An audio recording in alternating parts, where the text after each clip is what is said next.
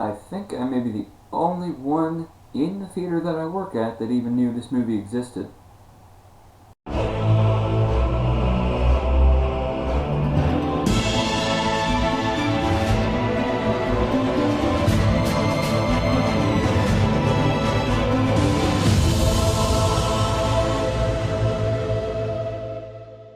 Hello, ladies and gentlemen. Welcome to the Morning After Review Show. I am your host, Jacob Jones. I'm back. My laptop was out of commission for a couple weeks, but I am back now and we'll be bringing you more reviews to come, so just be watching out. Insidious 3 is up next, because I did see that, and then probably Jurassic World and Inside Out will be happening. There may be another smaller movie called Me, Earl, and the Dying Girl that I also might review. But this particular review is for a movie called Far From the Madding Crowd, and it's a smaller movie. It stars Carey Mulligan and like these three other dudes. I don't know any of their names, and it's like a Victorian era English style romance drama. It's one of those, something that you would think that Jane Austen wrote, but it's actually based on a novel wrote by this guy named Thomas Hardy.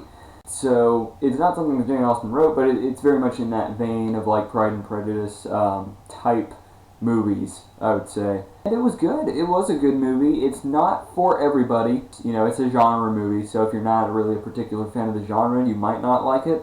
But, you know, I myself found quite a bit of enjoyment in it.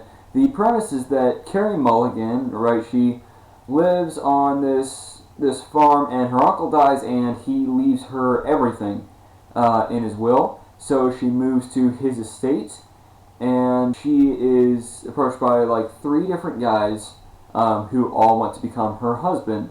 And at first I thought this was going to be kind of more of a feministic type movie, showing how, like, you know, not every girl wants or needs a husband. Some are just fine on their own.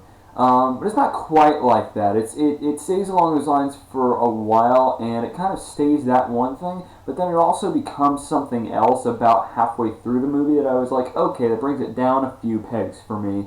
But it's still a good movie, and you can still find enjoyment in it. Honestly, the biggest positive I can give this movie is Carey Mulligan, because the last time that I saw her in The Great Gatsby, and I didn't really like that movie that much. I found it really weird, and I found the acting very overdone. But she is fantastic in this movie. She's a fantastic lead. These suitors, they're all fine. They're pretty much, you know, they're mostly just functional, really.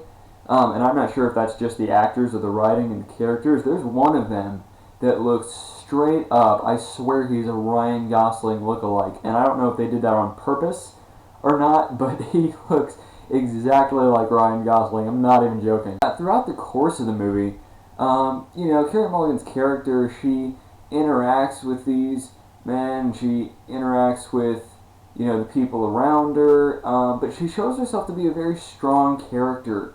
But even, you know, strong characters, they have, like, their fallbacks, you know, they have their moments where they're like, oh, maybe I'm actually not that strong, maybe I have, you know, a few challenges to overcome, and there aren't that many in this movie. Not that much to spoil in this movie, because there's not that much to talk about, you know, it's a Victorian-era English-style romance drama, and that's pretty much all you really need to know about this. I will say this, it's one of the better ones that I have seen of that genre. In fact, it might be the best one that I've seen of that genre, or at least my favorite one. But you're not really going to get many surprises in this movie. It's pretty straightforward with what it is, but it is really good in that sense. So I'm going to give Far From the Madding Crowd a 7.2 out of 10. No surprises, but very well done, very well executed. And if you're a fan of the genre, I can honestly say you're probably going to love this movie. This is not going to be the one that wins you over. So, yeah, Far From the Madding Crowd. Did you see it? Had you heard of it? And if you have seen it, let me know what you thought of it in the comment section below. And what is your favorite Victorian-era English-style romance drama? And I swear if you say Pride and Prejudice, I'm not going to be mad at you, but it's probably a pretty generic answer. Anyway, that is it for this episode of the Morning After Review Show, and I will see you next time.